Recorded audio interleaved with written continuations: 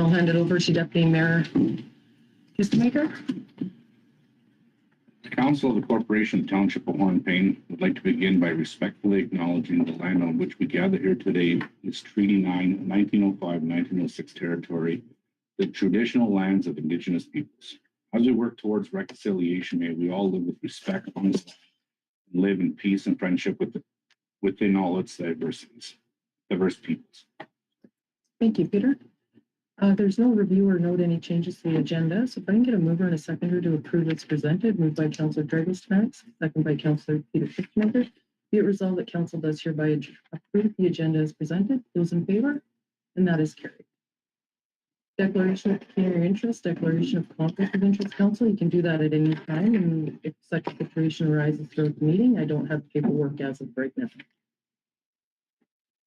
So presentations. So this is a good day for Council and for staff that we've been working in the background, and I'd like to welcome Michael Wildman from Government Wayfinders to our meeting.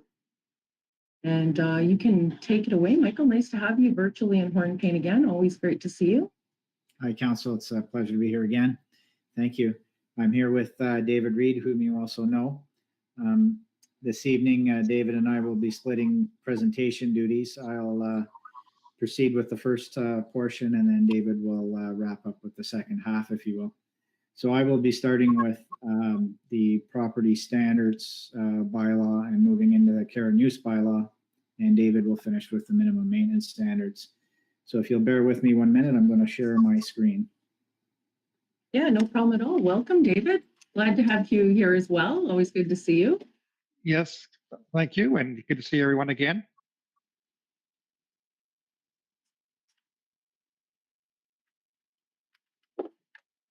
Okay, so as I mentioned, Council, we're here talking about the property standards bylaw, the draft property standards bylaw for your consideration. And the background on that is if you look towards the Ontario Building Code section 15.1 allows for and provides that a bylaw can be passed prescribing the standards for maintenance and of occupancy of properties within a municipality. However, in order to do that, your official plan must include provisions relating to property conditions to pass a property standards bylaw. So absent of specific language, you're unable to pass the bylaw. There are certain steps that must happen before the passing of the bylaw. But the township has and council has adopted its official plan, and section 6.37 contains provisions relating to property standards. That particular section says that it is the intention of council to support the private efforts of property maintenance and to eliminate any existing hazards to building occupants through the introduction of bylaws specifying standards for all properties within the township for property maintenance and occupancy under the Building Code Act. So it's already council's policy that it wishes to turn its attention to property standards, and that's embedded and entrenched within your official plan. So when we think of purpose, really the purpose establishes minimum standards for building and property maintenance. And we know that inadequate building and property maintenance can result in both safety or other hazards to people and property. Poorly maintained buildings and property can be an eyesore. They can be an impediment to investing in a community or a neighborhood. Examples of the types of provisions in a property standards bylaw include conditions of a land, yard, or boulevards, drainage and sewage, walks, parking areas, driveways, lighting, damaged material either through things like vandalism, fire, storm, or other things, fences, barriers, retaining wall structures, accessory buildings, structural standards, cleanliness, and pest control, fire escape equipment, egress doors and windows, and heating and mechanical systems. So when we think of administering the bylaw itself, a property standards officer is appointed by council to administer, educate, and enforce the bylaw. It's important to stress the word educate, because that is much like the way the fire code and Fire Protection Act are written, is to try to seek compliance through education first. And the goal is with such a bylaw is it's compliance within a timely manner, because often, as I said earlier, these can be safety or other hazards. So the property standards officer can provide notices to seek compliance. So this is sort of the step before enforcement. And if necessary, an order can be issued by the property standards officer. And these are very prescriptive about what has to happen in accordance with the provisions of the bylaw. An order, though, can be appealed to a property standards committee. And failure to comply with an order can result in a conviction and a fine in accordance with both the provisions of the Building Code Act and the Provincial Offences Act. So the Property Standards Committee can they can uphold the order, or they can modify the order. So when we think of next steps, we now have a draft bylaw that council is considering. It's important that the council consider the condition of its own properties to make sure that its own properties are in compliance. And council will be required to appoint a property standards committee to hear appeals to any order that may be appealed. And you'll recall, council, we had some discussion about a committee of adjustment as well some time ago. And it's not uncommon in a smaller jurisdiction like yours that the property standards committee and the committee of adjustment might well be the same people appointed to it. Doesn't have to be, but it provides for an opportunity to sort of seek people who have a common interest in doing things similar in nature. So it is recommended, as I was just alluding to, that the Property Standards Committee also be the Committee of Adjustment, and that there be adequate training provided to members. There's ample sources for training for members. Some is online, some is in person, some is through other methods. And it is recommended as an option that the township enter into an agreement with a nearby municipality to purchase enforcement services on a cost recovery basis as needed. This is pretty typical, and this is pretty common in smaller jurisdictions who may not have enough work for, say, a full-time or even potentially a part-time enforcement officer. And once you've sort of put those things in motion, it's appropriate to seek the Ontario Court of Justice to establish set fines. This makes it a lot easier to sort of enforce set fines. And it's a fairly straightforward process where you write to the Ontario Court of Justice, the nearest one to you, and you provide them with a list of the fines you wish to impose for infractions. And the senior justice there would sign off on them or seek to have clarifications. But in most cases, it's fairly straightforward, and that would be endorsed. The notion of getting this done by the courts and having them set allows for more speedy enforcement, and it does not require sort of what we call long form enforcement, where an information has to be laid. And an information is where the enforcement officer has to write a fairly lengthy description of what's going on and submit it. Whereas once the court adjusts and adopts these fines, it's as simple as writing a parking ticket, if you will. So this is the end of the presentation for property standards. Madam Mayor, I can pause here, or I can continue on with the second presentation on care and use, and pause at the end for questions on both. I'm in your hands. Well, we'll just take a quick pause, and I'll look to council's direction. Would you like to have some opportunity to ask some questions right now, council? Okay, we'll continue on. Michael, thank you for that. Okay. So the second part of my presentation is the care and use of roads. And when we think of the care and use of roads, the background is comes from it emanates, the powers that you get your authority from emanate from Section 8 of the Municipal Act. that affords municipalities the broad authority to govern their affairs as considered appropriate to enhance the municipality's ability to respond to municipal issues. And when we look at Section 10.2 of the Municipal Act, this allows single-tier municipalities to pass bylaws respecting such things as public assets, health and safety, well-being of persons, as well as others. So from a purpose standpoint, the care and use bylaws is intended to protect the condition of your assets located within the municipal road allowance, as well as the public who use or rely on the road allowance. So you're there to protect your own physical assets, but also the public. In general, the care and use bylaw is intended to establish rules about what can or what cannot occur when in a particular road allowance. So examples of what is regulated by the bylaw would include things like depositing or storing materials or chemicals on a roadway. Sometimes you'll see construction occurring and you might see fill being piled up or stone or aggregate being piled up in the roadway. That can be permitted if done appropriately, but you wouldn't want it to be dangerous. You wouldn't want it to be plugging your drainage features in the roadway, and you certainly wouldn't want chemicals in your roadway. Obstructing, digging, or damaging roadways. Clearly, the township would not want to have somebody who does not have permission to be digging or damaging or obstructing their roadways.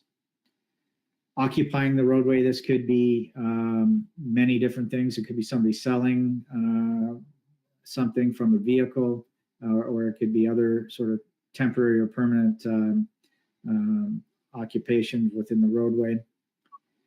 Removing, damaging, defacing of barricades, lights, or signage placed by the township.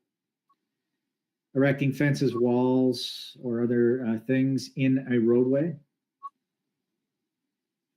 Maintaining the grass in the road allowance adjacent to a private property, so that piece of green space between the edge of shoulder or edge of roadway to the private property.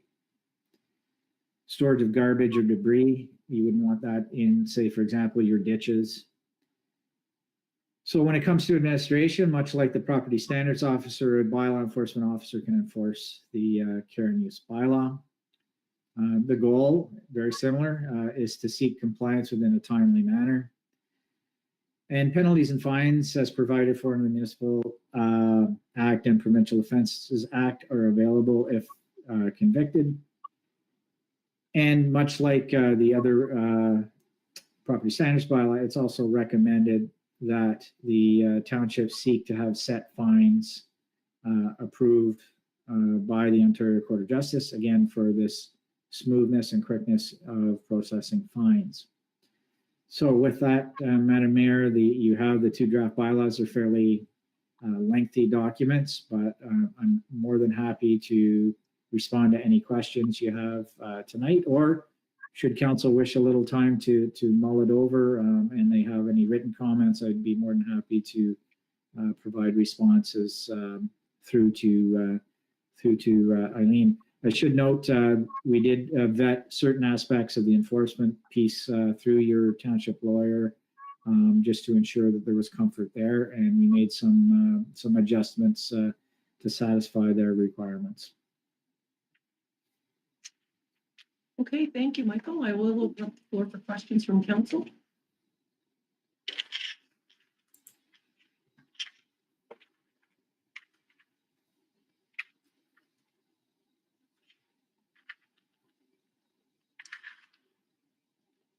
Well, council's considering, I do have a few questions, Michael.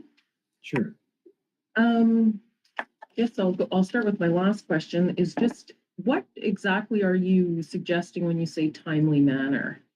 Does that include a phased approach for implementation that has the administration, the education, and then the enforcement so that it's a stepped phased approach? Yeah, generally speaking, and whomever you retain to help enforce with this, they will have to have a background in property standards. And part of that is recognizing what things need to be rectified immediately. For example, things that could cause harm to people or property would be at the highest end of that threshold, whereas other things there may be some reasonableness that could be applied in terms of timelines for resolving things. Usually the officer receives pretty good training and what is considered a risk or a hazard versus what is something that just needs to be addressed within a reasonable timeline. But ideally, you don't want these things to go on for lengthy periods of time. As I said earlier, you're really looking to use this as one of your tools to help your community, seek investment in your community and have people see that, yes, we do take care of our properties. They're safe. They're clean. Okay, thank you for that. I'll just continue on. Council, do you have any questions? Time? So just a follow up to that about the Property Standards Committee and the Committee of Adjustment. So in the way of managing the process moving forward, would that committee be established first before we are to hire anyone? In order of importance, you would first have to pass your bylaw, of course. But once it's passed, you would then solicit input from your community members who may have an interest in sitting on this. Put out an expression of interest, if you will, on your website, perhaps, and other means. Then council would review however many there were that applied to it. And then you would appoint. You would appoint by bylaw for a set term that you would feel comfortable with. Often they coincide roughly with the term of council. I sat on a committee of adjustment in the city of Ottawa that the appointments occurred about 3 months after council was in office, and that gave them time to do the new outreach. So you would do that. And once you're up and running with that, the training would occur and you're set fines.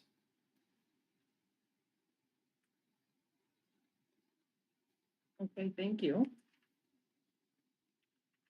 So just on the care and use of roads, when you were talking about the safety standards that would be implemented in there, so would that be enforceable to when we have construction companies working in our municipality? And I know at one point we had, I believe it was some sort of heavy equipment that didn't have the right wheels on it and damaged our roadway.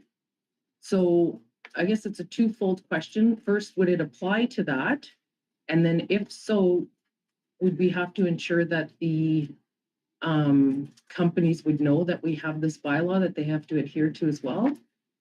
Yeah, you're hitting the nail on the head, Madam Mayor. The education piece is important, and in fairness to anyone who's working in that field should be notified. I mean, I know that there aren't a long list of contractors, but there are some, and they should all be the ones that that have worked in the township should be notified.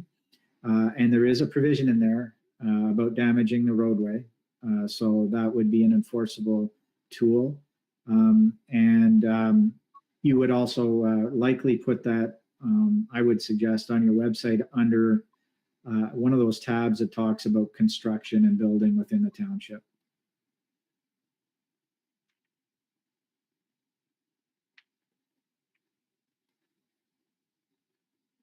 Thank you, Michael. Questions from council? Go ahead, Trigo. Yeah, I have many questions regarding the MMS, so I will wait till the presentation is Okay, yeah. completed. Thank you.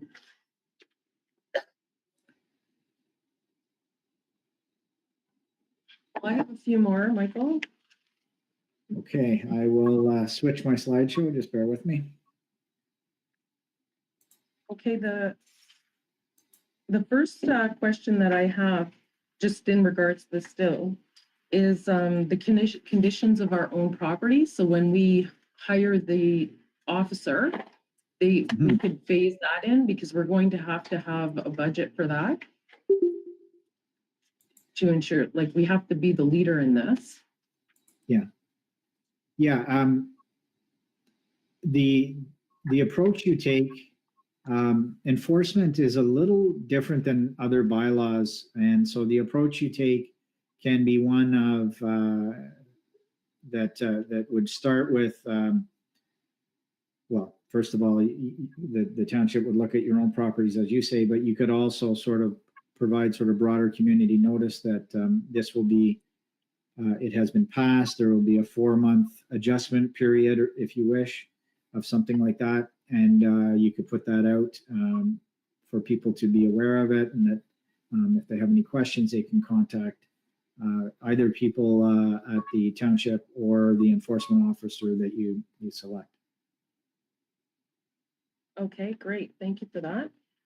Do you have any specific areas on either of the bylaws that you find that often are troublesome? To So like where the troublesome, I don't know if that's the right word, but there are always those certain areas that become issues, particularly with properties and yards. Overgrowth, weeds and the like, or piling of garbage and debris. They tend to be things that you sometimes will see. If you have a good property standards officer, one who can, discuss these things and set up reasonable approach to resolving the issue, often that goes a long way to working with the people. Again, I said, there's a big difference between if it were a safety hazard in a building were about to fall over, or there were, some other hazard like that would be a, much more pressing issue. But a good officer they can certainly go with the softer education approach, the notice first, sort of trying to work with the person. Some good officers will even, without selecting someone, say, these are the types of people you should consider reaching out to help you with your concern that you have. Sometimes it's a building concern. They wouldn't tell them, say, hire this person, but they would say, for this matter, you want a licensed electrician, that type of advice. So there's always something, but I've kind of found that it's often sort of the long grass, the long weeds, the garbage, those sorts of things that you can see from the street that tend to be the issues. okay, and then have you ever seen or in your experience had the implementation of a first property standards bylaw? This is the first for Hornepayne. Well, you've been with us long enough to know there's many firsts here. Yeah, I think I believe there was a very, very old legacy one to one of your previous jurisdictions pre-amalgamation. I'm talking way back. Something tells me like in the 1970s or something like that. I'm not sure if it was ever repealed. I'm not sure if that would be easy to even find out. But yeah, I mean, when I was a CAO working for David as the mayor, we introduced property standards bylaws as a first. And yeah, we did. It's pretty common actually, for municipalities as they sort of increase their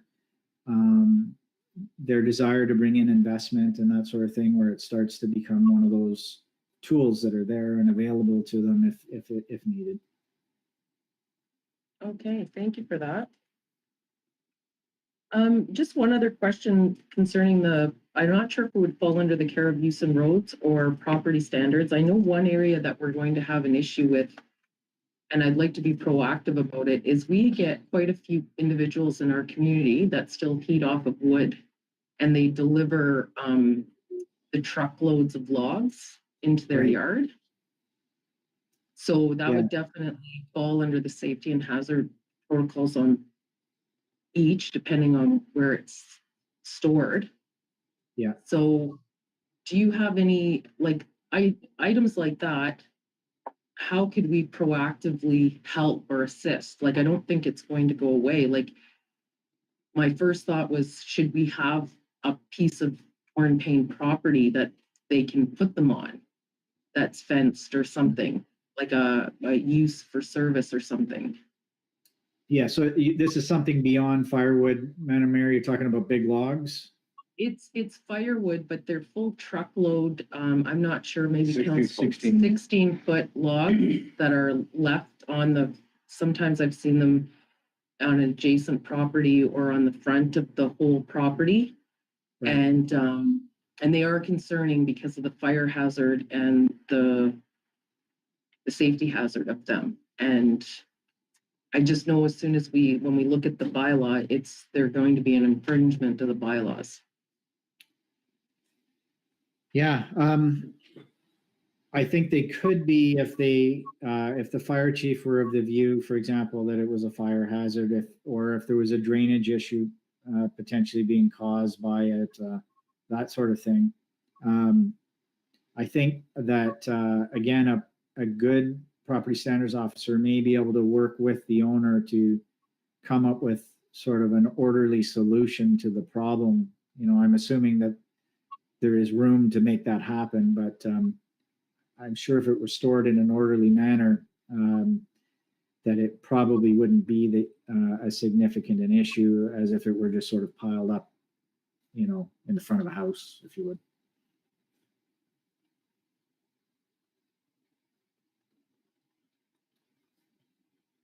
Okay, those are all my questions. Any other further questions from you? Go ahead, Peter. I think in that particular case, it's just a good example of one size doesn't fit all. And being in Hornepayne, Northern Ontario, one of the benefits of them paying the high taxes, we get to heat with wood. Mhm. And I think if there was a reasonable allotment of time, and it was, like Michael's saying, like doesn't impede drainage or anything like that, we should, you know, we'll have maybe certain sections where there's ways around it where, you know, give the person, the individual or the group of people, whoever it is, a length of, you know, a reasonable time period. Because it is a lot of work. Oh, it is. And Oh, I'm not at all No, trying to say I hinder it. understand. I just want to make sure that our bylaws can incorporate it Right. before we pass it. Yeah. Yeah, your bylaw does allow for addressing the safety and the drainage issues. So, I mean, if those became issues, then, or if it happened to be unsightly, then it would be something that could be worked with. And these are the ones I think that, like I said earlier, a good officer should be able to work with the resident on.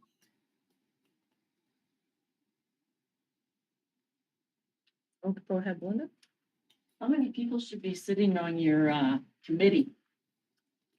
3. 3? Yeah.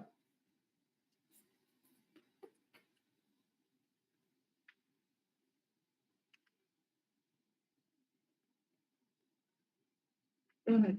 Thank you. Michael, one of my concerns, of course, is with things like abandoned buildings and stuff, where we're already in a position where we're having trouble collecting our taxes.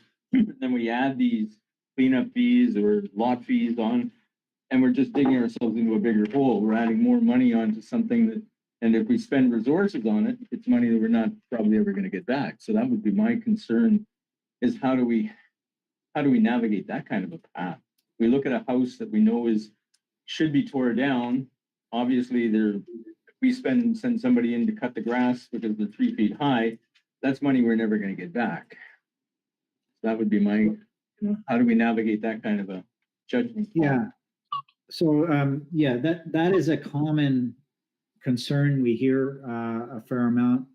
And I guess a couple of things.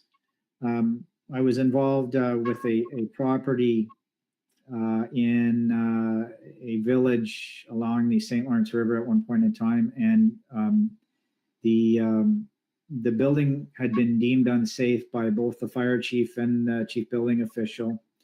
The owner was not local; he was someone from away. An order had been issued to him. To make the property safe. He did not. The court basically enforced the orders and gave the owner, I think they said 60 days. I'm going on memory here. May have been a little longer, a little shorter. In that window of time, the building fell. and it fell inward towards the main road of the street. It collapsed inward. It thankfully fell at 3 a.m. in the morning when nobody was out walking on it or driving. It caught a hydro pole that had two large transformers on it, and they were dangling, and these transformers are highly explosive. So the chief, he called me and he said, I'm going to take it down, under his authority as the fire chief. And he took all of the steps necessary to, first of all, deal with the hydro issue and make it safe so that there wasn't an explosion. And then secondly, he took the building down. All of those costs were placed on the tax roll on the property. And before that property could be sold, the municipality gets all of their money back first. So, and I do believe that property did sell and that the municipality recovered its costs in the fullness of time. So yes, there would be some upfront money. Your finance people could explain how it gets set aside on your tax roll and how it gets accounted for, but it would be a negative on the books until the property is sold. But in times of emergency, it's the way to go. Thank you. Thank you for that. Any further questions from council on the first two? Okay, I think that's all of our questions right now, Michael, so we can carry on and welcome David to our meeting to present. All right, so we'll do the same here.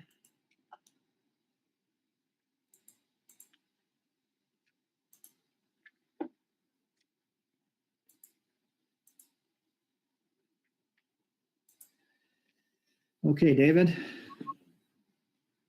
All right. Well, thank you again, Mayor Fort, Council, for allowing us to work on these documents. And before I start, I'd just like to acknowledge and thank Eileen and Dwayne. To do the road maintenance policy, I did require quite a bit of information and meeting setup and data, and they were both excellent in facilitating that. So thank you to them. You have to excuse me if I'm squinting a little bit. I have a cataract in my reading eyes that needs to be dealt with, so I'll do my best to get through the slide deck. So I'll have the first slide, Michael. And don't worry about it at all, David, at all. Do what needs to happen to make you comfortable. There you go. Thank you. Anyway, the purpose of the minimum maintenance standards is to clarify the scope of the statutory defense available to municipalities by establishing maintenance standards which are non-prescriptive to the methods or materials to be used, but rather to desired outcomes, and to make them specific to what is reasonable and practicable for the Hornepayne. So municipalities should adopt their own MMS policy to bring clarity to the desired outcomes. And while not an absolute defense, proper adherence to the established minimum maintenance policies can help mitigate joint and several liability risks. So the MMS policy will help establish work priorities. It'll clarify resource requirements and will help set budgets. So one of the things that we have to look at is what is practicable. The Ontario Regulations 23902 sets minimum maintenance standards related to snow and ice accumulation, which should be undertaken by the municipalities where practicable. And this concept has been recognized in case law, but unfortunately, it is not clear what is considered practicable for each municipality. And what is practicable for, as an example, the city of Ottawa would not necessarily be practicable for the village of Hornepayne. So they're very different, they have different resources. So we speak to what is practicable in terms of what is specific to Hornepayne.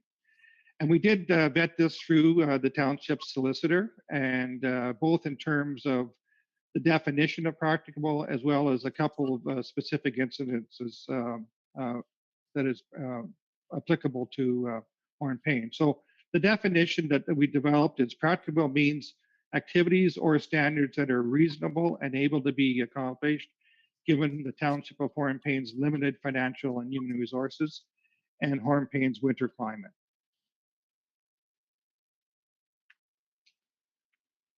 So based on the advice provided by the Township Solicitor, Hornepayne's proposed winter control standards speak to what is practicable in the following operations.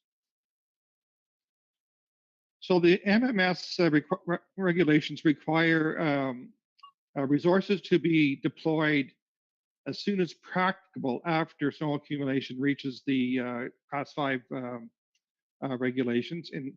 And in terms of Hornepayne, we had set out that 5 o'clock the following morning was practicable in their instance. So that's the one example. The second example is something that Hornepayne does not do. The regulations speak to applying salt or calcium prior to the ice formation on roads and sidewalks. This is not done for a number of reasons in Hornepayne's case because of the financial restrictions. Also, the fact that you run on snow-packed roads, it doesn't make a lot of sense to put calcium and salt on snow-packed roads.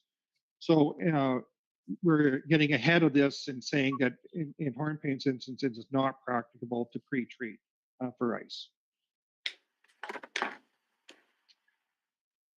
So what did we look at to develop the road maintenance policy? First, we reviewed the regulations, the minimum maintenance standards for municipal highways.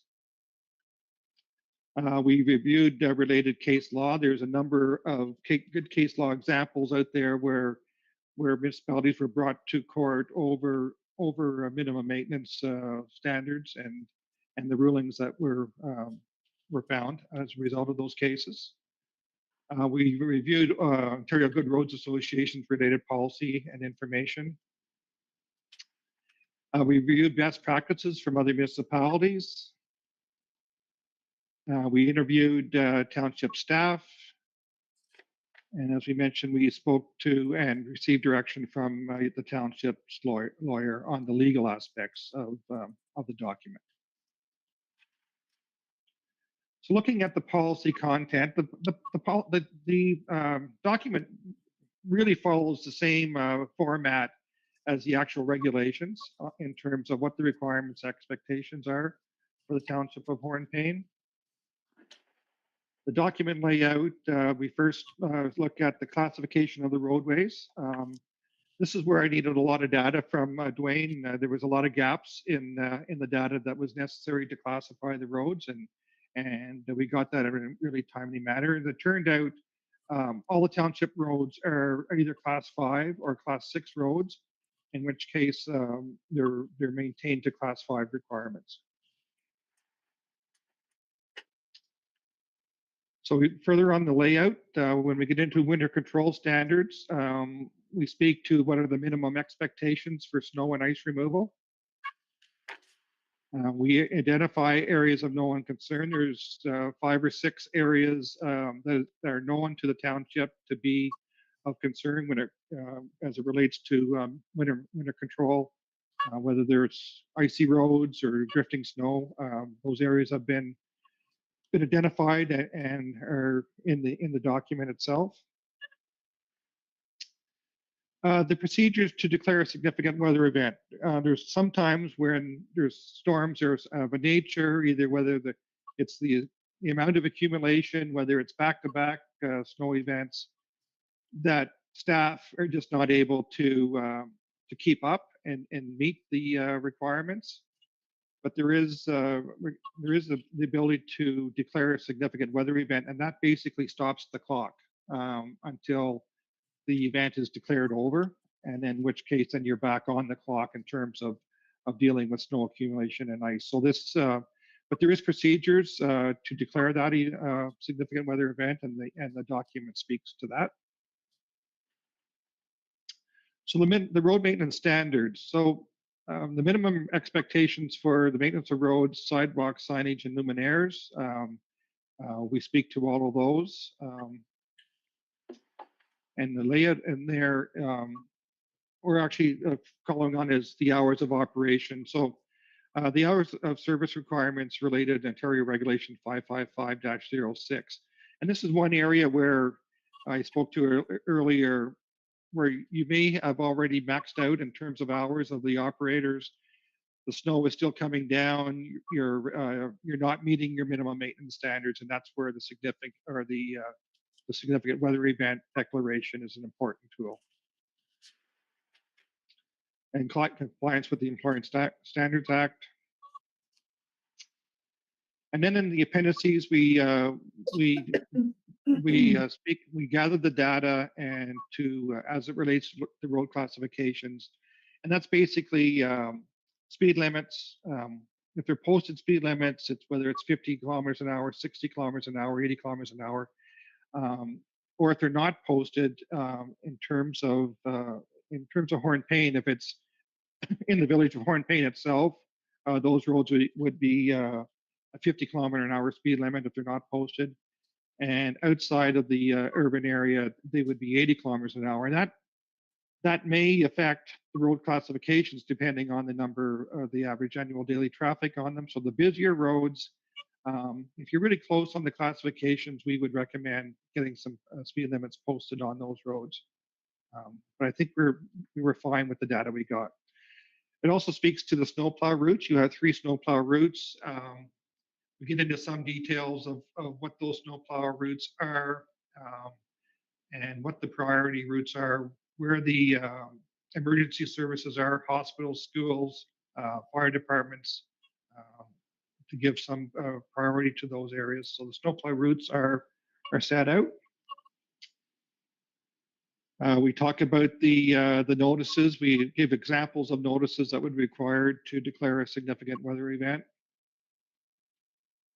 We give an example of what you're currently using for the driver's daily logs.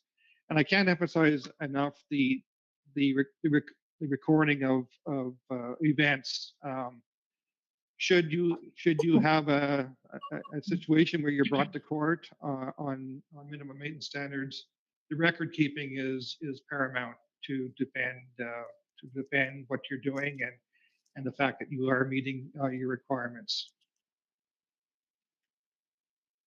So next steps, often you look at proper training to ensure compliance with the minimum maintenance standards.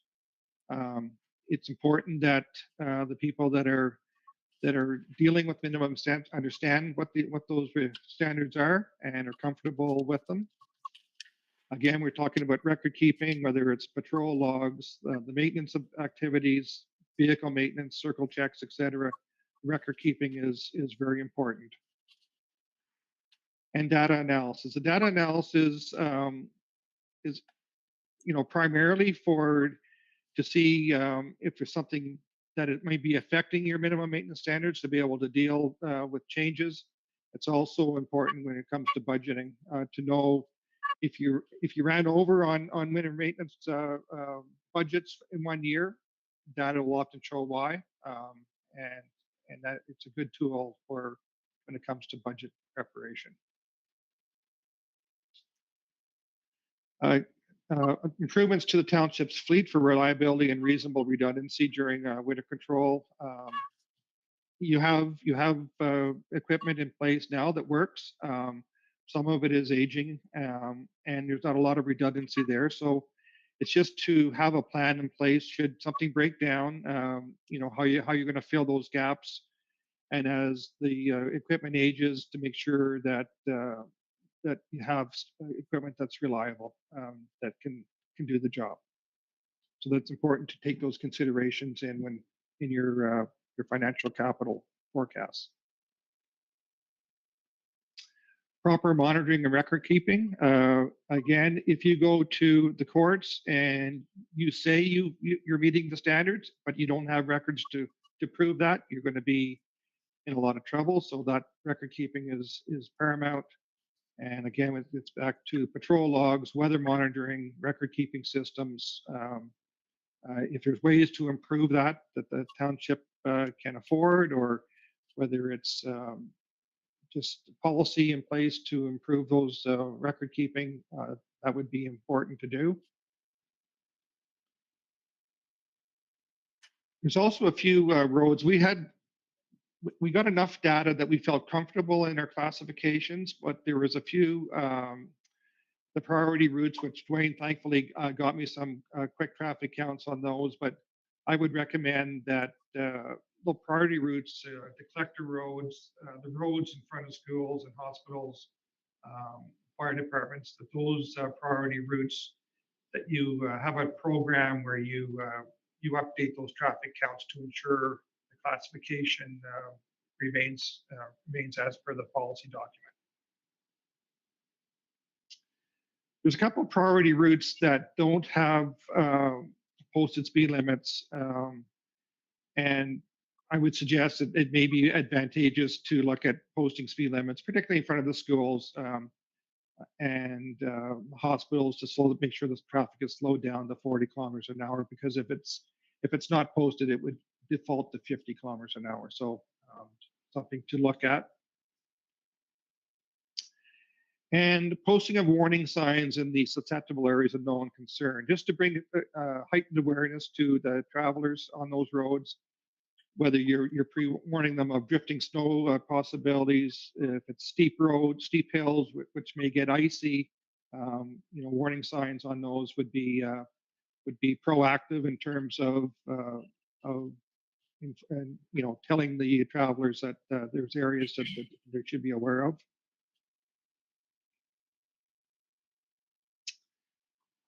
And finally, the next steps is just to review the policy every 3 years or so, and to make sure it's updated and in terms of both the legislation and in terms of the classifications and your operations. And that's it for the slide deck, and certainly happy to answer or try to answer any questions that you may have, whether it's tonight or, as Michael suggested, if there's something you think of after the fact. If you send an email to us, we'd be happy to get back to you with any information you might need. Okay, thank you, David. And I'll open up the floor for questions from council. Go ahead, Councillor Stern. Yeah, to the mayor, I'm looking at page 19, specifically fire hydrants, A11.0.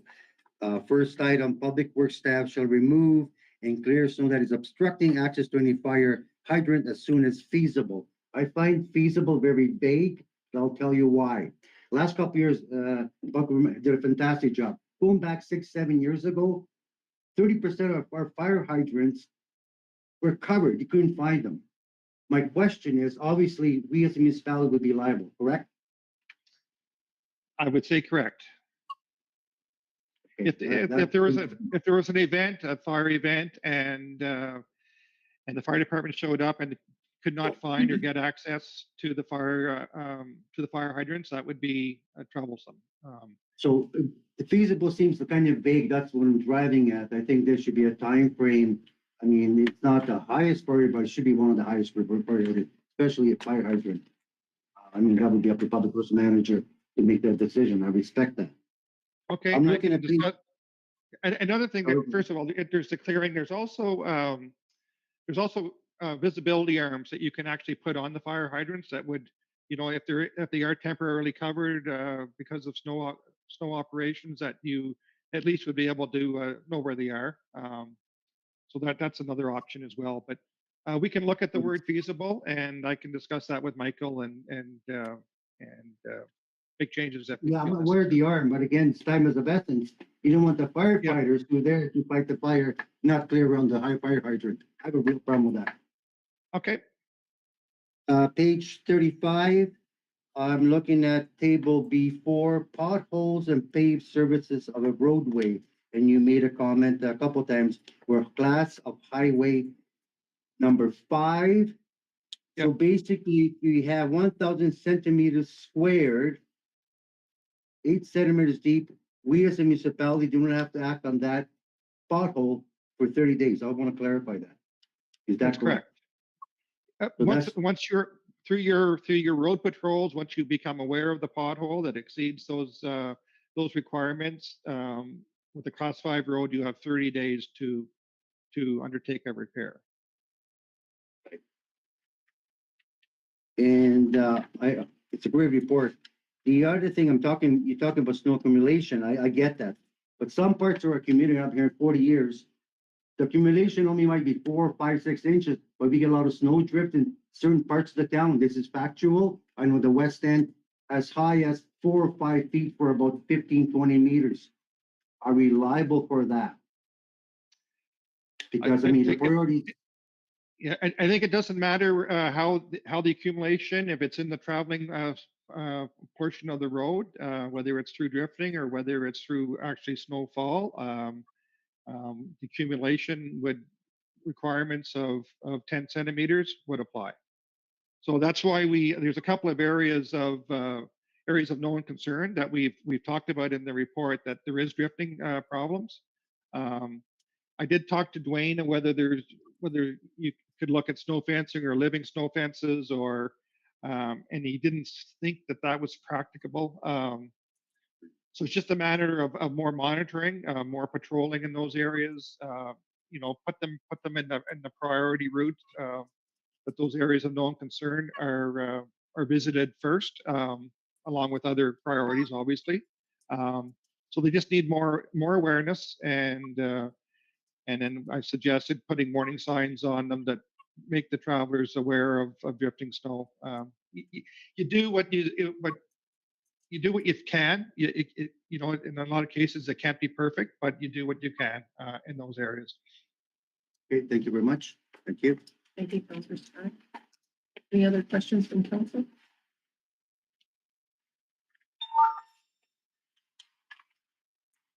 I have one question about the MMS. Are they not being reviewed right now, and they'll be updated? I'm not aware of that, Mayor Ford, to be honest with you. I used the latest regulations as amended, reviewed that, but I'm not aware whether they're being looked at or not. Okay, so within the bylaw, it says to review every 3 years. If there's an amendment that happens within that 3-year period, is it allowable just to do the amendment sooner then? I would suggest that if there is amendments that are significant that apply, that the document be visited quickly and amended accordingly. Okay. I think there is provisions in there that that it is a live document, that if there is if we make reference to a regulation, but that regulation is subsequently updated, that it stays current. So there is wording in the policy document to that. Okay, so just let me clarify that. So within the body already, if a regulation is upgraded or changed, our bylaw will automatically follow suit to that? Is that what you're saying?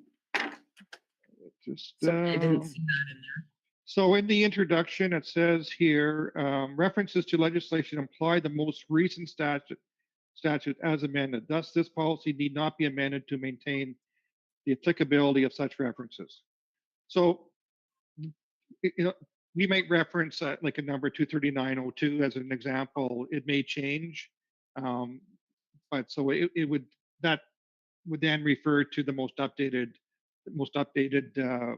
policy document by the ministry. But if there is changes within the regs, then I think you would have to look at, like, if, for instance, they changed what you needed to do for a class 5 road in terms of snow accumulation, obviously you would need to update or something like that. Okay. And I did have questions actually about that Fifth Avenue snow drifting when I was looking at the chart of the other, I can't remember what you called them now, challenging areas or. Areas of known concern, yes. Yes. I just wanted clarification. Was that due to the school's open fields that are there? I believe so. I got those areas were given to me by Dwayne, and the reasons for the concern. Okay, if they're, like, I know with I was thinking snow fencing right away when I saw drifting. Just because I'm concerned then that we have young children that walk there in the wintertime.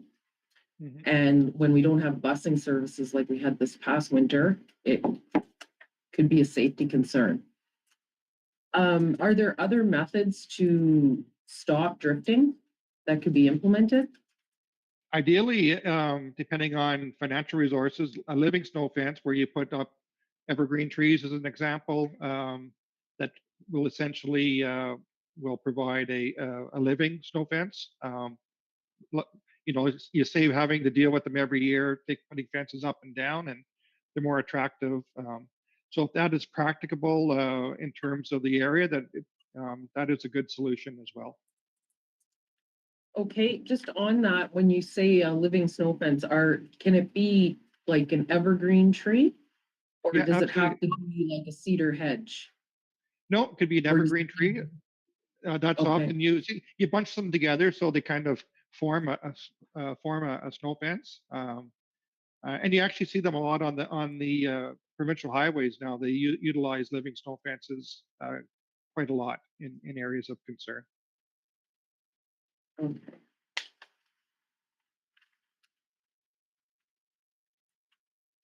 Any other questions from council? Councillor Sherman, go ahead. Thank you, Mayor. David, on page 12 of 79 A point or A dash 3.0, it says the Township of Hornepayne has entered a verbal winter maintenance agreement, understanding with the province of Ontario. Is that a standard, a verbal agreement rather than something in writing setting out standards? We did talk to the ministry and got clarification by email that you do not have a written agreement. You have an agreement via an email stating that that it's the municipality can treat that connecting link in terms of their own minimum maintenance policy and their own regs, their own classification. So that was the email that I've seen. We did talk to the solicitor about it, and he didn't feel that there was any need for a written agreement. But it is what it is. It's basically a verbal agreement that was supported by an email from the ministry. Eileen will have that email if you need to have a look at it. Thank you very much. With that said, though, just an agreement is always better than, Yeah. an email. We did but, struggle with the word. We did struggle with the wording because we wanted to recognize the fact that there is an understanding there, and it has been articulated by the ministry, and that's the way we move forward with it. Just a follow-up question to that connecting link. Are there other communities where the province takes care of that portion of road? Because it seems a little foolish in our community where the truck is traveling through the town and lifts the blade through that entire portion. Yes, I think there are examples all over where you kind of scratch your head a little bit and say, why was the line drawn here or there? So in answer to your question, is it unusual? Like I think David, you could even talk about the county roads versus the town roads in Arnprior as well. The county's driving down one road and the town plows driving down the other, and once the other guy is on each other's road, their blades come up and off they go. It may not be the most efficient or practical, and it's certainly the type of thing that it wouldn't hurt to discuss with the province to see if there's a more efficient way to go about doing it. Yeah, I would say it's probably a little bit of both, Mayor Ford. A lot of cases, these connecting links go right through. In many cases, go right through the downtown business areas in a lot of towns and villages. And I would say in most cases, the municipalities do look after those roads. But I would say there's probably cases where the ministry probably continues on as well. So. It's not, as you can tell, it's not real clear. It's basically an historic how it's been done in the past, and it's based on a verbal verbal understanding. It's not clear. Okay, so it is something that we could speak to the ministry about to see about working together so that we're Yeah. maintaining that road. It just, I've seen it where, you know, it's a weekend, our staff's off, we're not, any means need to be out plowing the roads, and then the highways that are getting hit, so they're plowing, and then it's that portion where people are coming in. Thankfully, we've lowered our speed limits, but people are coming in, and then it's a significant difference for that 0.8 of a kilometer of maintenance. And there's a couple of things. First and foremost, safety, but then it just sometimes it puts a bad rapport or a feeling on the community itself. And it's not that people in our own community are not doing their jobs. It's the difference of when they're out plowing and then when we're out plowing, and where it hits, like if that's not it just, I've seen it where it's a stark difference where the blade comes up. I've watched it. The blade comes up and they're driving and they have to, and then the blade goes back down at the highway, the other part of the Kind highway. of silly, doesn't it? Yeah, It just and- does. Especially when we have one grader going like crazy in a snowstorm and they're going back and lifting the plow. Like it just doesn't, like, for safety, and if we're all working from the same tax dollar, that it would just make sense that during that time, you know, it gets plowed off. But So maybe there should be a further communication with the ministry on that, you know, to get some clarification on that. yeah, That might- definitely. I'm in agreement as well with having a written agreement, like Michael said, and not having a verbal, because when ministry changes, what is an email really? Where does that stand up? Yeah, and it would, you know, you can work things into it like indemnification and the like, you know, so that you're cross indemnified and whatnot. And it would just be, I think, a better arrangement to spell it out on paper. There's nothing wrong with that, for sure.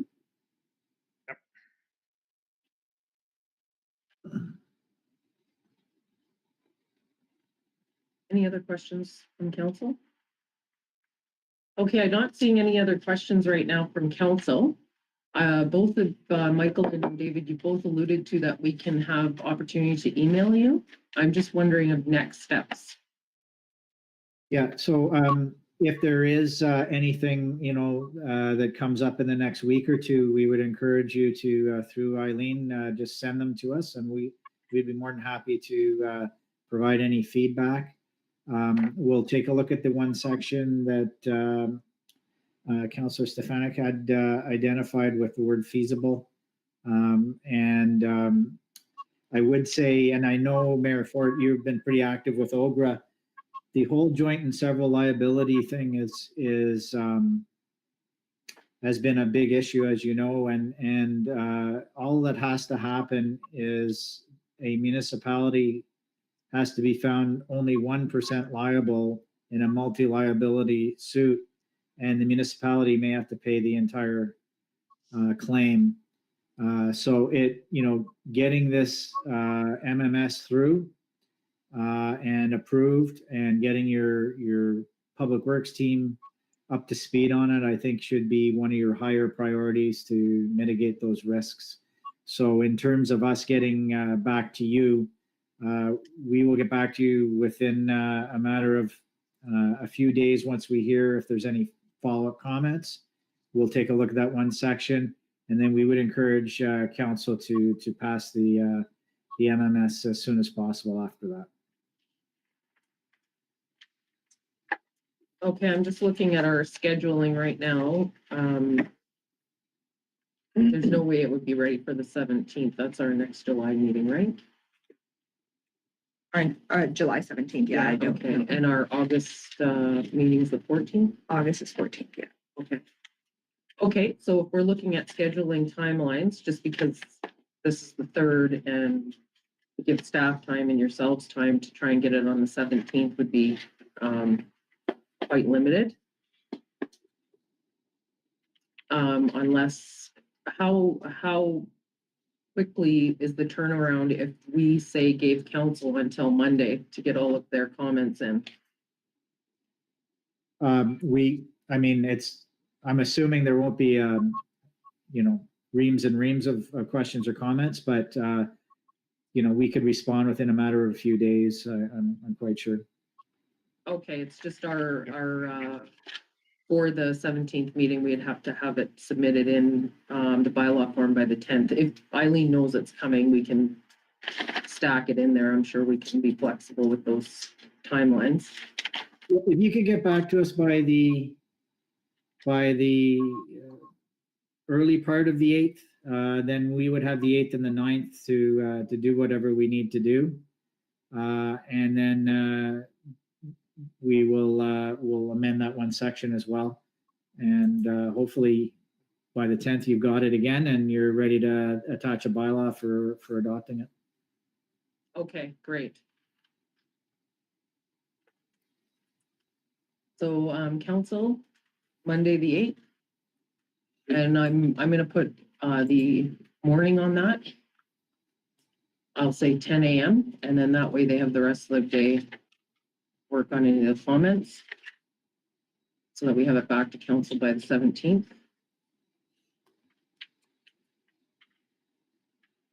And I'm gonna open the floor up one more time for any questions of council on any of the 3 documents that we were presented to today.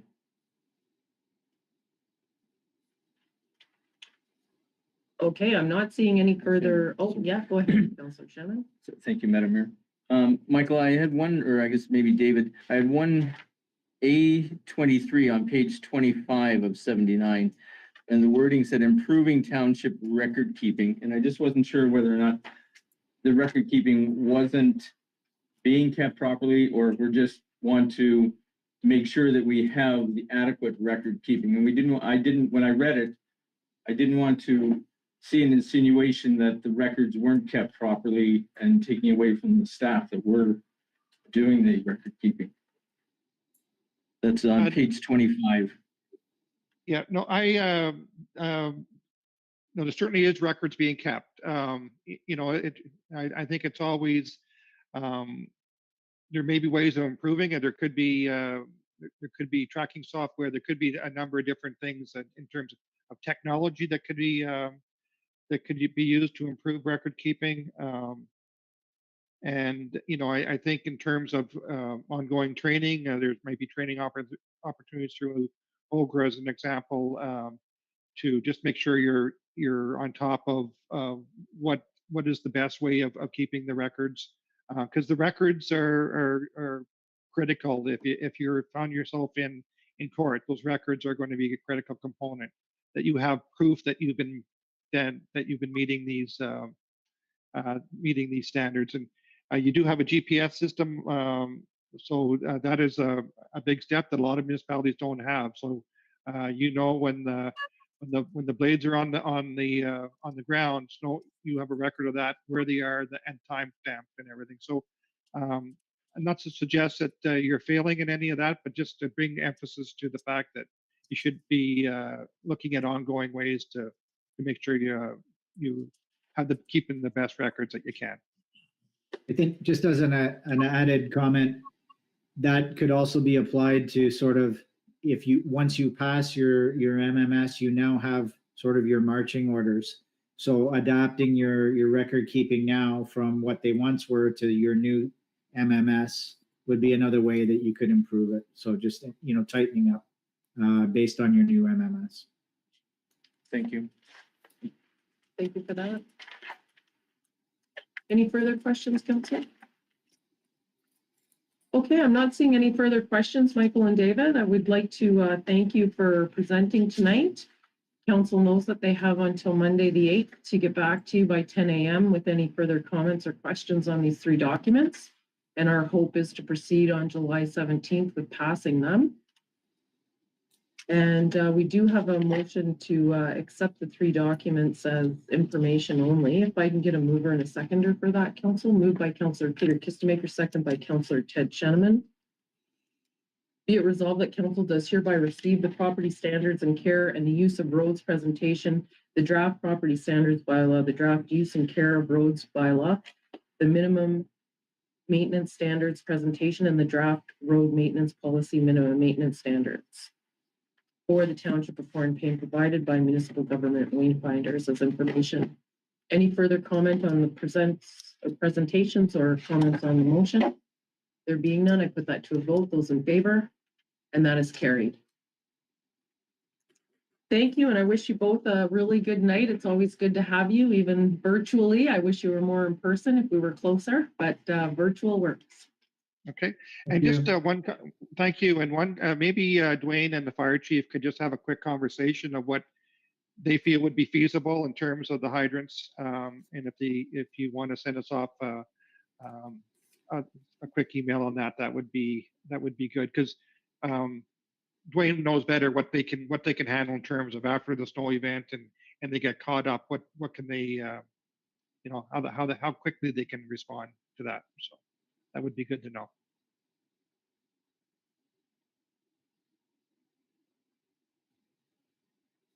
Okay, thank you for that. Thank you. All right, have a good night. Bye. Bye-bye. Okay, moving on to new and other business. We have the Third Avenue infrastructure upgrades. So if I can get a mover and a seconder, put the motion on the floor, moved by Councillor Dragos, second by Councillor Ted Shannon. Whereas North Rock Engineering has provided council with 3 options for the Township of Hornepayne's upcoming Third Avenue infrastructure upgrades project. Therefore, be it resolved that council of the corporation of the Township of Hornepayne does hereby wish to move forward with option, and it is blank. My understanding was at our last meeting, we were going with option 3. I want to make sure that that's still the case this evening. Councillor Stefanik. Yeah, through you, Mayor. And the other question was, we discussed this table. The asphalt walking path is 1.5. We had the discussion. We were not 100% certain, but it's on 1.5 meters inside. So I'm pleased with that. I'm still for number 3. Thank you. Okay, I'm going to do sorry, spot of my agenda here.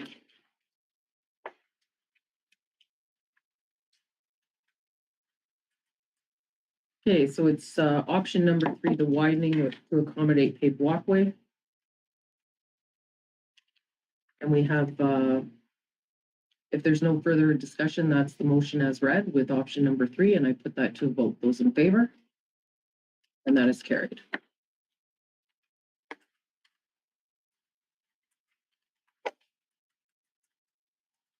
And moving on to adjournment, if I can get a mover and a seconder for the confirmatory, please. Moved by Councillor Ted Shannon, second by Councillor Belinda Kistemaker. Be it resolved that bylaw number 2081, being a bylaw to confirm the proceedings of council at their special meeting held on Wednesday, July 3rd, 2024, be hereby read at first and second time, be considered read a third time and finally passed.